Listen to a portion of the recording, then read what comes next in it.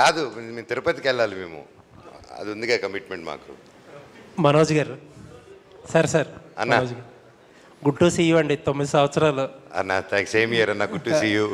మీ ఆకలి మొత్తం తీరిపోయినట్టు అనిపిస్తుంది. ఎప్పుడు మొదలైందండి? చాలామంది మీకు మార్నింగ్ షో పడలేదేమో, అలాగానే మీరు ఒక పోస్ట్ వేశారు మోహన్ బాబు గారిది మీదిని. అవును. ఇంట్రెస్టింగ్లీ మీ సినిమాలో మీ వాయిస్ డిక్షన్ అక్కడక్కడ మేనరిజం కూడా మోహన్ బాబు గారికి చాలా సిమిలర్గా అనిపించింది.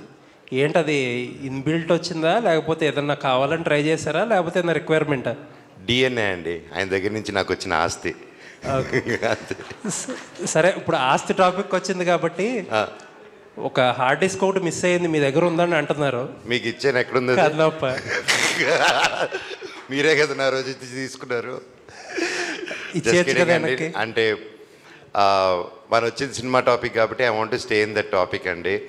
అండ్ నేను మొన్నే చెప్పాను, బర్త్డే తర్వాత ఒకప్పుడు సరదా ఫన్ చేశాను. ఒక సినిమా ఎంతోమంది కష్టపడేది, అండ్ మా భైరవం సక్సెస్ని, మా ప్రమోషన్స్ని, మన పాజిటివిటీని, సో నన్ను ప్రొవోక్ చేయాలనుకుంటే ప్రొవోక్ చేయలేరండి. ఇంతమంది ప్రేమ ముందు అది కనిపించలేదు.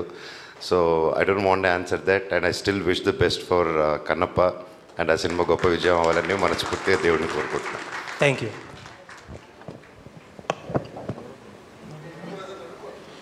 విజయ్ భయ్యా.